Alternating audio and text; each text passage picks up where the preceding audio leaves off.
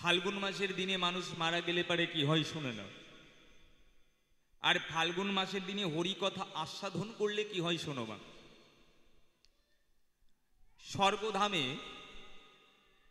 6 মাস শীত আর 6 মাস গরম থাকে, অর্থাৎ স্বর্গের দরজা 6 মাস খোলা থাকে, 6 মাস বন্ধ থাকে। এবার শোনো মা, ফাল্গুন মাসের দিনে যদি কেউ মারা যায় তার কি হয়। এবার আমি বলি, ফাল্গুন মাসের দিনে স্বর্গধামে উত্তরায়ণ চলে, অর্থাৎ স্বর্গধামের দরজা খোলা থাকে। কেউ যদি ফাল্গুন মাসে মৃত্যুবরণ করে তাহলে সে ডাইরেক্ট স্বর্গধামে গমন করে। মৃত্যুর পরে যমরাজা তাকে নরকে নিতে পারে না, সে স্বর্গে প্রবেশ করে। কেন? এই ফাল্গুন মাসের দিনে স্বর্গের দুয়ার খোলা থাকে। তো যদি কোনো ব্যক্তি ফাল্গুন মাসের দিনে মারা যায়, তার নরকে যেতে হয় না, সে স্বর্গবাসী হয়ে যায় মা। এবার হচ্ছে মেন কথা, এই ফাল্গুন মাসে মানুষ মারা গেলে পারে কেন তিনি স্বর্গবাসী হয়। দেখুন মা, এই ফাল্গুন মাসের দিনে ভগবান শ্রীকৃষ্ণ চৈতন্য রূপে তিনি নবদ্বীপের মাটিতে নেমে এসেছিলেন। কোন দিন? নাকি ফাল্গুনী পূর্ণিমাতে। ফাল্গুনী পূর্ণিমাতে দোল পূর্ণিমার দিনে ভগবান শ্রীকৃষ্ণ তিনি চৈতন্য রূপে নবদ্বীপের মাটিতে অবতীর্ণ হয়েছিলেন। শুধু তাই নয় মা, এই ফাল্গুন মাসের দিনে শিবের পুজো হয়, তাই হয় না? শিবরাত্রি পালন হয়, শিব চতুর্দশী আমরা পালন করি। তো এখানে শাস্ত্র বলছে এই ফাল্গুন মাসটা হচ্ছে ভগবানের অতীব প্রিয় মাস। এই ফাল্গুন মাসের দিনে যদি কেউ জন্মগ্রহণ করে তার ভাগ্য অতি ভালো হয়। আর এই ফাল্গুন মাসের দিনে যদি কেউ মৃত্যুবরণ করে তাহলে সে স্বর্গবাসী হয়। কেন? নাকি এই ফাল্গুন মাসের দিনে ভগবান আমার জন্মগ্রহণ করেছেন। এই ফাল্গুন মাসের বিশেষ মহিমা, বিশেষ গুণাবলী রয়েছে। এই ফাল্গুন মাসে যদি কেউ কোনো শুভ কর্ম করে তার ফল দ্বিগুণ হয়ে যায় মা, তার ফল দ্বিগুণ হয়ে যায়।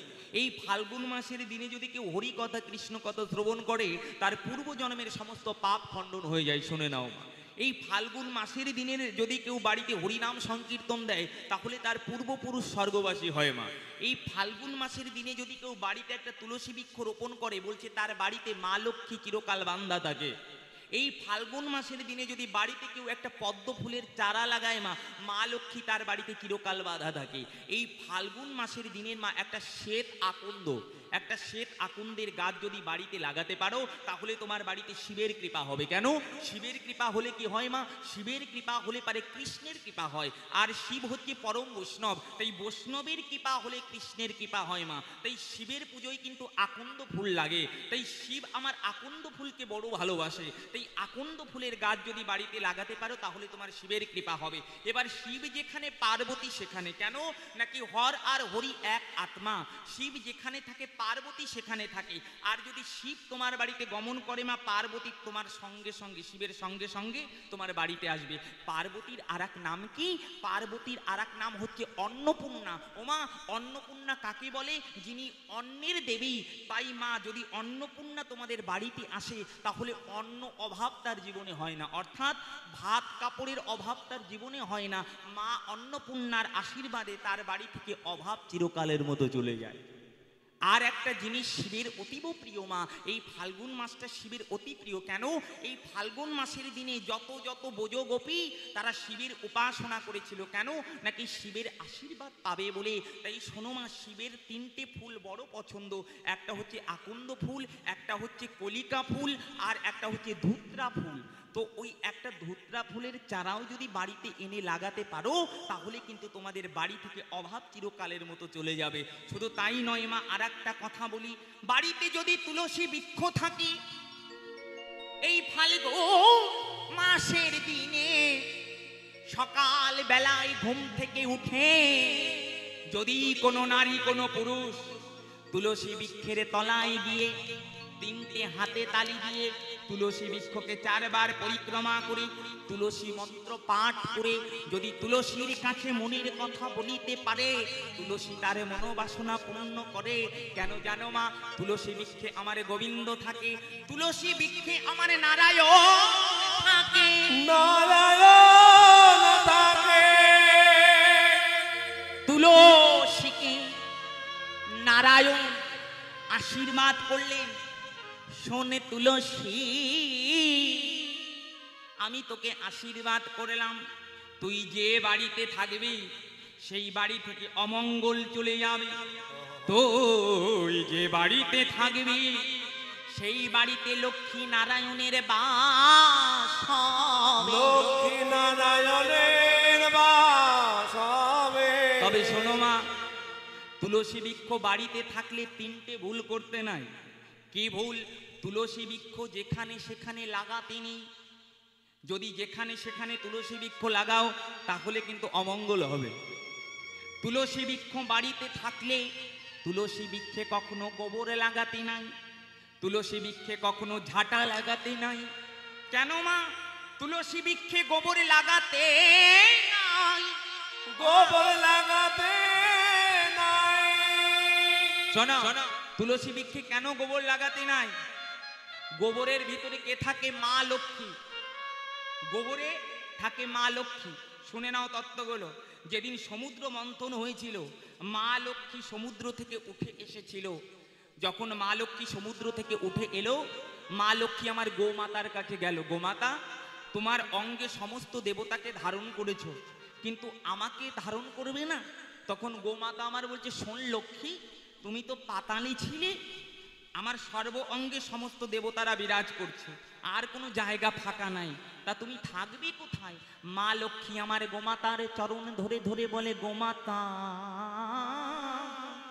গোমাতা, আমি কি তোমার অঙ্গে স্থান পাবো না? গোমাতা আমার বলল, শোনো লক্ষ্মী, তুমি একটি জায়গায় থাকতে পারো। কোন জায়গায় জানো? আমার মূত্রে আর গোবরে এই দুটো জায়গা ফাঁকা আছে, এই দুটোর ভিতরে যদি তুমি থাকতে পারো তাহলে থাকো। মা লক্ষ্মী আমার বলল, বেশ মা, তাহলে তোমার ওই গোবর আর ওই মূত্রের ভিতরে আমি অধিষ্ঠান করব। তাই মা লক্ষ্মী গোমাতার গোবরে আর মূত্রে থাকে। ও মা, তাই দেখবেন যখন মানুষের বিবাহ হয় গোমূত্র সেবা করিয়ে তাকে শুদ্ধ করা হয়। কেন? নাকি গোমূত্র খেলে পারে তার দেহ পবিত্র হয়ে যায়, তাকে গঙ্গা স্নান করতে হয় না। তাই ওই গোবরে মা লক্ষ্মীর বাস। তাই গোবর ছড়া বাড়িতে দিলে মা লক্ষ্মীর আগমন হয়। গোবর ছড়া বাড়িতে দিলে মা লক্ষ্মী বড় খুশি হয়। ওমা, ওই গোবরে মা লক্ষ্মীর বাস। আর ওই তুলসী আর মা লক্ষ্মী হচ্ছে সতী। তুলসী আর মা লক্ষ্মী হচ্ছে সতী। নারায়ণের দুটো বউ, একটা হচ্ছে লক্ষ্মী আর একটা হচ্ছে তুলসী। তাই সতীনে সতীনে মিল হয় না, চুল ছেঁড়াছেড়ি হয়। তো ওই দুই সতীনে তো মিল হয় না। লক্ষ্মী আমার তুলসীকে পছন্দ করে না, আরে তুলসী লক্ষ্মীকে পছন্দ করে না। ওমা, তাই লক্ষ্মী পুজোয় কোনোদিন তুলসী পাতা লাগে না। তাই লক্ষ্মী পুজোয় তুলসী পাতা দেবে না। যে বাড়িতে রমণীরা লক্ষ্মী পুজোয় তুলসী পাতা দেয় সেই বাড়িতে অকল্যাণ, ঘোর অকল্যাণ হয়। মা লক্ষ্মী চিরকালের মতো তাদের বাড়ি ছেড়ে যায়, আর লক্ষ্মীর আগমন হয়। আলক্ষ্মী, আসতে বাজা, আলক্ষ্মী মানে অলক্ষ্মী, অলক্ষ্মীর আগমন হবে। তাই মা লক্ষ্মীকে কোনোদিন তোমরা তুলসী পাতা দেবে না। তাই গোবর যদি তুলসী বৃক্ষে লাগে মা, সেই বাড়ি থেকে মা লক্ষ্মীও চলে যায় আর তুলসীও চলে যায়, সেই বাড়িতে অকল্যাণ অমঙ্গল হয়। তাই তুলসী বৃক্ষে কখনো গোবরে লাগাবে না, এটা সাবধান। আর একটা হচ্ছে তুলসী বৃক্ষে কখনো ঝাঁটা লাগাবে না, তাহলে কিন্তু অকল্যাণ হয়ে যাবে। তবে বাড়িতে তুলসী বৃক্ষ কোথায় লাগাবে মা? ঈশান কোণ। ঈশান কোণ কাকে বলে? দৈব কোণ, উত্তর পূর্ব কোণ। যে ঈশান কোণে নারায়ণে শুয়ে আছে, সেই ঈশান কোণে যদি কেউ একটা কৃষ্ণ তুলসী, ওমা সাদা তুলসী নয়, কৃষ্ণ তুলসী, এই যে কৃষ্ণ তুলসী, এই কৃষ্ণ তুলসী সোমবার দিন না হলে শুক্রবার দিন, এই ফাল্গুন মাসের দিনে যদি বাড়িতে একটা লাগাতে পারো, আর ওই তুলসী বৃক্ষের গোড়ায় যদি প্রত্যেক দিন এক ঘটি করে জল দিতে পারো, আমি গ্যারান্টি দিলাম হরিবাসরে দাঁড়িয়ে, মাত্র 42টা দিন, ছেলে হোক মেয়ে হোক যে কোনো মনোবাসনা জানিয়ে তুলসী বৃক্ষে জল দেবে, দেখবি 42 দিন পরে তোমার মনোবাসনা পূর্ণ হয়ে গেছে। কেন? তুলসী গাছে সাক্ষাৎ নারায়ণ থাকে। ওমা, এই জগতে প্রত্যেকটা গাছে বজ্রপাত হয়, তুলসী গাছে কিন্তু হয় না। কেন? দেখবেন নারায়ণ আশীর্বাদ করেছিল, ওরে তুলসী, আমি তোকে আশীর্বাদ করলাম, এ জগতে প্রত্যেকটা গাছে বাজ পড়বে, কিন্তু তোর অঙ্গে কোনোদিন বজ্রপাত হবে না। আর এ জগতে অনেক পাতা থাকবে, কিন্তু সব পাতা গোবিন্দ সেবায় লাগবে না, একমাত্র তোর পাতাই আমার সেবায় লাগবে। ওরে তুলসী, আরো আশীর্বাদ করলাম, তোর পাতা দিয়ে মানুষ সমস্ত শুভ কাজ করবে। দেখবেন মা, হতে গেলেও তুলসী পাতা, মরলেও তুলসী পাতা। তুলসী পাতা কিন্তু সব কিছুতে লাগে। আরো নারায়ণ তুলসীকে আশীর্বাদ করলো, শোন তুলসী, তোকে আশীর্বাদ করলাম, তোর মালা প্রত্যেকটা ভক্ত গলায় নেবে, প্রত্যেকটা ভক্ত তোর মালা গলায় নেবে। শোন তুলসী, তোর মালা যদি কোনো ভক্ত গলায় নেয়, আমি তাকে আশীর্বাদ করলাম, যে ভক্ত তোর মালা গলায় নেবে তার অঙ্গে কোনোদিন বজ্রপাত হবে না। হরি বল, হরি বল, হরি বল। ওমা শুনে নাও, তুলসীর মালা যদি কোনো ভক্ত ধারণ করে তার অঙ্গে কোনোদিন বজ্রপাত হয় না। তুলসীর মালা যদি কেউ ধারণ করে বিষধর সর্পদংশনে তার মৃত্যু হয় না। শুনে নাও, তুলসীর মালা যদি কেউ ধারণ করে তার অপঘাতে মৃত্যু হয় না। কেমন মা? দেখেছেন উড়িষ্যাতে 2 বছর আগে ট্রেন অ্যাক্সিডেন্ট হয়েছিল না? কত হাজার হাজার মানুষ মারা গেছিল। ওর ভিতরে একটা মানুষ দেখেছেন ভক্ত গলায় তুলসীর মালা দিয়ে মরে পড়ে আছে? নাই। কোনোদিন শুনেছেন অ্যাক্সিডেন্ট হয়ে কোনো বৈষ্ণব পড়ে মরে আছে? নাই। কেন? রাখে হরি, মারে কে? আর মারে হরি, রাখে কে? এ যে করুণাময়ের করুণা,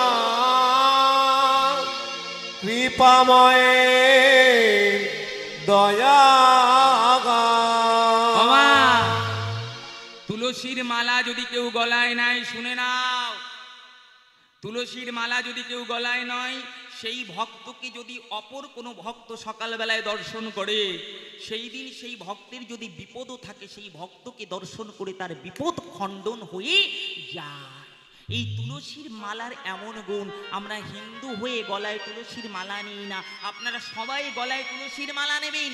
আর একটা সব থেকে বড় কথা, মা ভগবান নিজ মুখে বললেন, তুলসীর মালা নিয়ে গলায় যদি কেউ প্রত্যেক দিন স্নান করে, যে কুম্ভের মেলা চলছে না, প্রয়াগে কুম্ভের মেলা চলছে, ত্রিবেণী সঙ্গমে স্নান হচ্ছে, কত সাধুগুরু নাগা সাধুরা স্নান করছে, বড় বড় মুনি ঋষিরা স্নান করছে, বড় বড় মানুষেরা স্নান করছে। বলছে, ওগো তোমার কুম্ভে স্নান করতে যেতে হবে না, তোমার গঙ্গায় স্নান করতে যেতে হবে না, যদি গলায় তুলসীর মালা নিয়ে স্নান করতে পারো, ভগবান বলি ঘরে বসে গঙ্গা স্নান হইবে। হরি বল।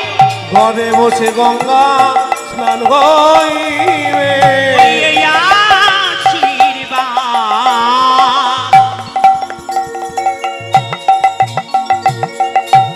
করলাম আমি,